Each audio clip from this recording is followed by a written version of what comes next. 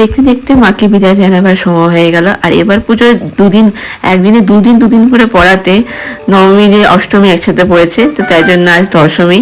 তো আমি আমার বন্ধু অ্যাজ ইউজুয়াল মাই বেস্টি সিন্স চাইল্ডহুড, আমরা মাঠে গেছিলাম, গিয়ে একটু সিঁদুর খেলা, সবাইকার নাচ, আর বন্ধুদের সাথে একটু দেখা সাক্ষাৎ করে কিছু ছবি তুলে আমরা তারপর বাড়ি আইসক্রিম খেতে খেতে উই কেম ব্যাক হোম।